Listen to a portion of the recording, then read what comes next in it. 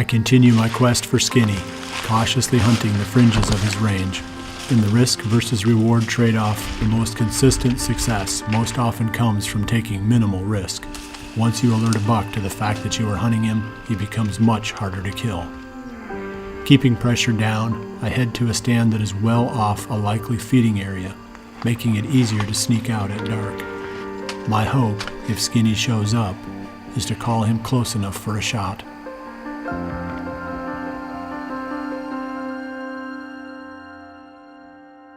"100 miles to the east, Collins Marine is hunting a massive 10-pointer. Finally, the buck is showing up on trail cameras during daylight hours. This is what he has been waiting for. Collins knows it is time to make his move.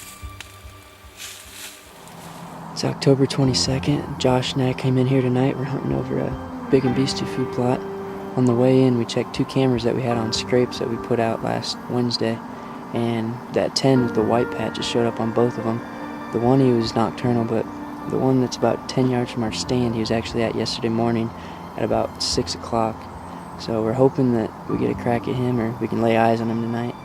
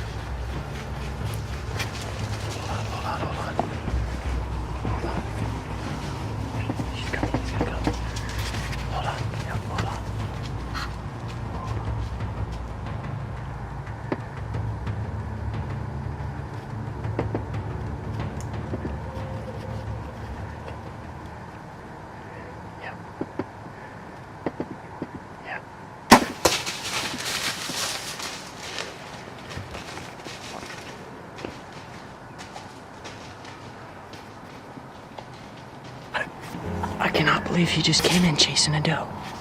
It is October 22nd. Are you kidding me? That was unreal. I can't believe that just happened. We had that buck, the 10 point, the white patch actually just came out chasing a doe. He came all the way through. He came through my shooting lane at 10 yards. I couldn't get him stopped. And then he stopped, started raking a tree. We started grunting and calling to him. He gave me a good 25-yard shot, and I took it. He was quartering away pretty hard, and it looks like he got good penetration. We'll probably get down here in a little bit and go check for blood, just see what it looks like. As Collins climbs down to check his arrow, my own hunt accelerates. Adrenaline surges when a wide-antlered buck steps from the timber. It sure sounded like a buck. Oh no, it's skinny, isn't it?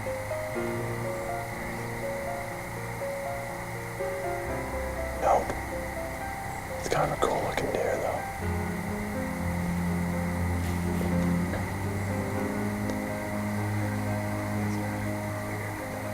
Yeah. He's a 5-year-old, isn't he?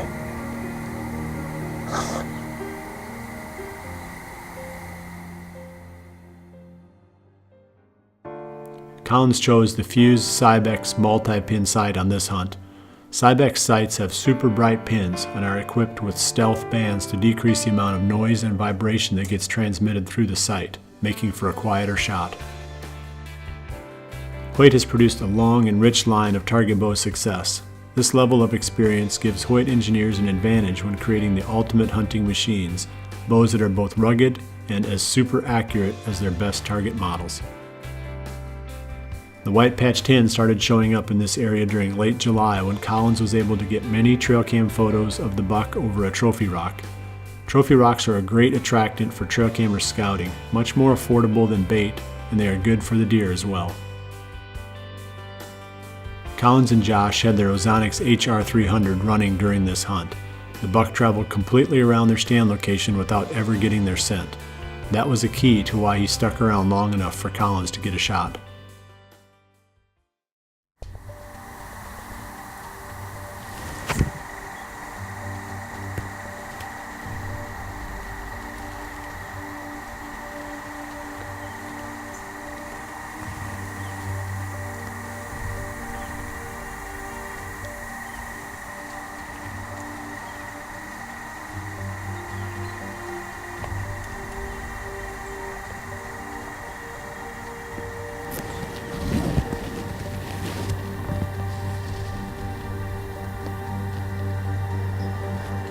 As I watch the wide 8-pointer pushing does around the field in front of me, Collins carefully takes up the blood trail.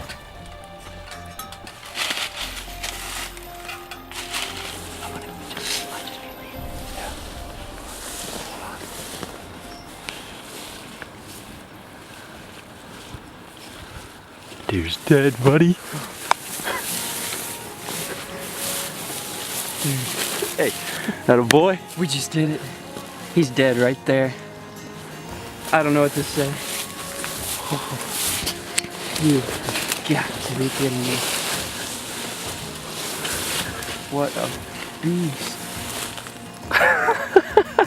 Body on this thing. He's a toad, man. We got it.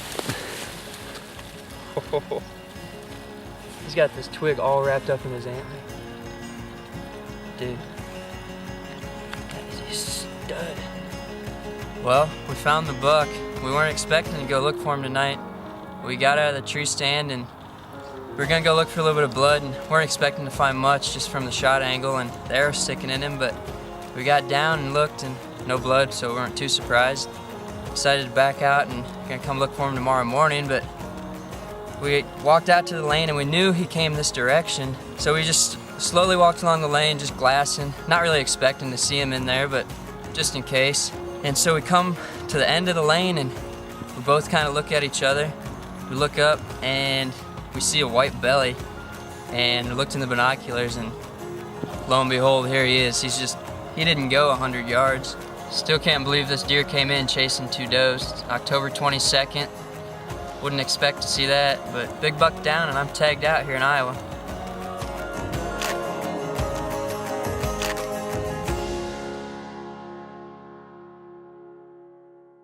A lush, frigid forage big and beastie food plot proved to be the perfect spot for Collins in late October. Plot brought in several does before they in turn lured in a love-sick buck into bow range. I placed my Muddy Procam 12s around this feeding area in the time-lapse mode. Skinny showed up a few times on the cameras on the fringes of daylight. That is why I chose this stand on this day. Dependable cameras with lots of features like the time-lapse mode allow me to spend as much time as possible hunting my highest odds stands. One old doe saw some movement in the tree and locked onto us. In situations like this, if you stick out like a sore thumb, the hunt is in jeopardy. Fortunately, we were both wearing Realtree Extra, a good open pattern, and the doe eventually gave up and went back to feeding.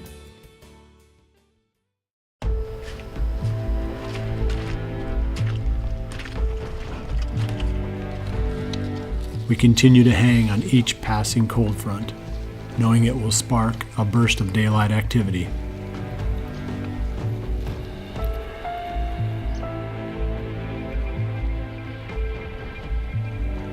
The public land contingent hunt new areas, learning tricks to unlock several vast tracts of state forest land. Having many options is the key to eventual success. Hunting pressure ebbs and flows on the most accessible ground, forcing our hunters to make daily adjustments.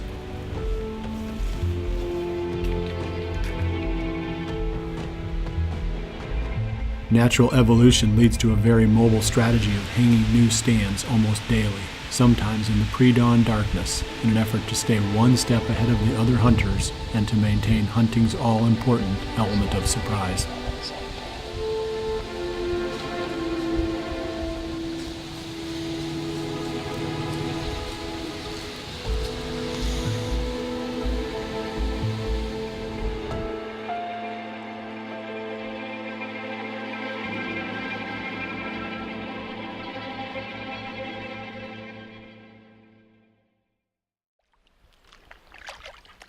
On October 26th, Aaron Warbritton gets the wind he needs to head back to the buck nest.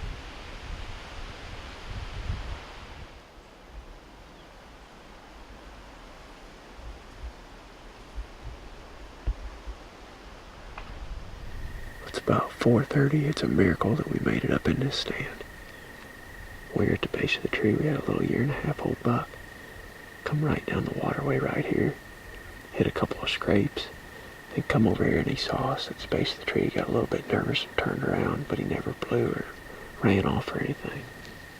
I decided to move the hunter stand, the one that I'm sitting in right now, down a little bit so that I get better shot opportunities over here to my left. And while I was doing that, I looked up right down there where that 1.5-year-old buck was standing, and that big 6x7 was right down there, 100 yards away. If he was bedded right there, then Sean and I had to have walked within 30 yards of him. Sean saw him too as he was climbing up the tree. I tried to film him, but I don't think I got any video. Bucks are still in here, somehow. And that 6x7 has been in here just about every time. You can see that willow behind me in the frame. That's the same one that all these bucks have been bedded up against. Should be a good evening. We've got good wind right now. Starting to come in a pretty good clip out of the northwest. Not even 5 o'clock yet, and I already seen 3 bucks. Buck nest gets its name for a reason.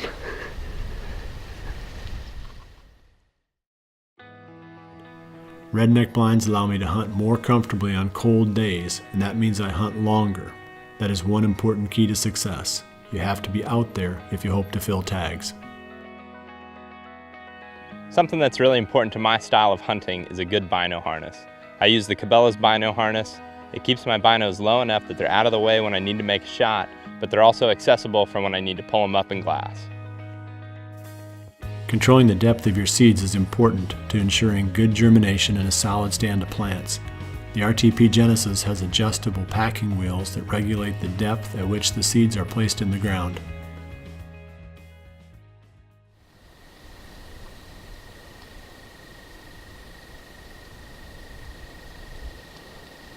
As Aaron waits for a buck to rise from the tall grass, Jared Mills and Mike Reed make an aggressive move on Hermit.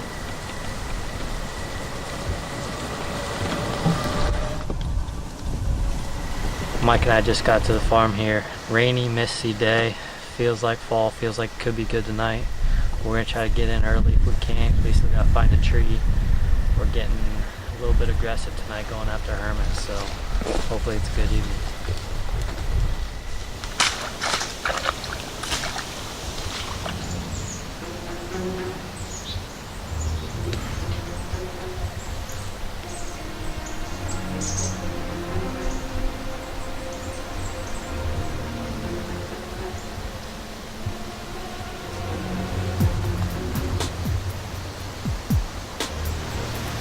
Could you tell who it was?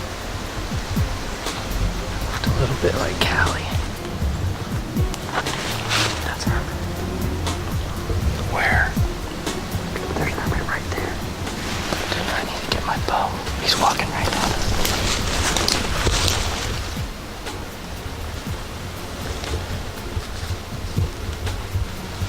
We're trying to decide what to do. The buck we came in here after, Hermit, was with a couple other bucks and a couple does, just probably 60 yards down this little ridge from us. I can't see him right now, so I don't know. There's not any great trees right here, but we might have to just try to make something work. It's good to at least know the Hermit's in the area, so hopefully we pick the right spot and can make this work.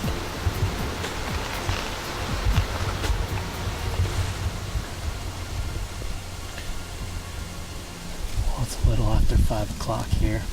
Just to recap, we saw Hermit. We were sneaking in here we were going after Hermit tonight. We were trying to get close and be a little aggressive. I was sneaking up to a tree and I could see, or basically heard a buck growl and a few grunts. I saw one buck that wasn't Hermit and eventually saw some other deer, and Hermit was one of them. As far as I know, we were able to set up clean. I couldn't see the deer anymore. And it's exciting knowing he's in the area, but we're tucked tight, so we're going to be on pins and needles the rest of this hunt for sure.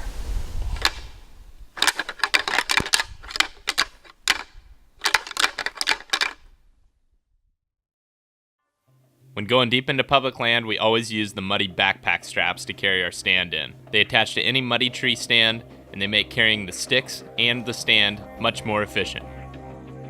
Accuracy is always the most important goal for any shot. That is why, as the arrow speeds increase, I shoot mechanical heads. Rocket has been making accurate mechanical heads since the early 1990s. They were one of the first companies to produce these models, and their time-proven designs still work today.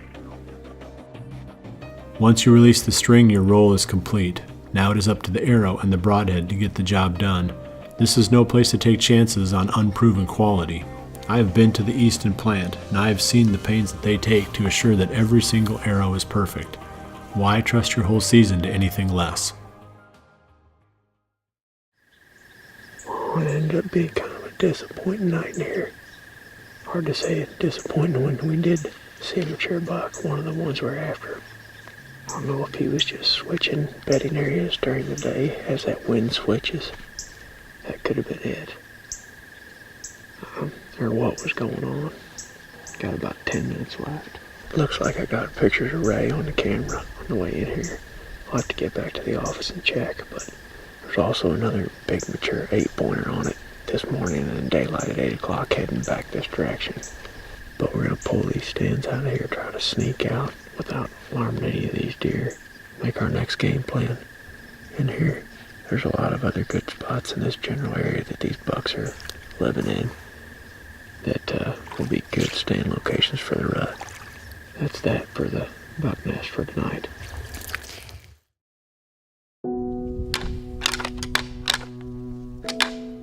For Jared, the evening ends without another sighting of Hermit. Now he knows where the buck lives, and with time, he believes another encounter is certain.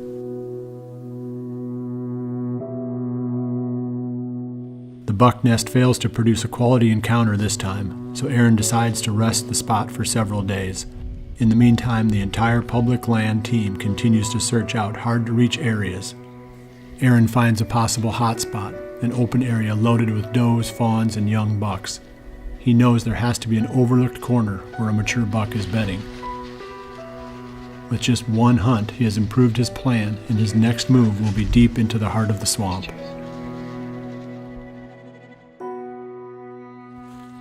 With October winding down, I grow impatient and mistakenly experiment with upping the pressure on Skinny. I push farther into his range, moving right to the edge of the feeding area where trail cam photos showed recent activity. The evening is eventful as young bucks chase does through the plot. However, the experiment comes at a cost. One old doe spots us in the tree, and I know this can be the death of any good stand. We have only the last week of this fine month ahead. The final days can often produce the season's best action, but not without a cold front to kick things off. Even if we fail in the week to come, we know that bow hunting's golden month is just around the corner. When steel gray sky replaces Indian summer, we will celebrate. There is nothing like the feeling we get when we are chasing November.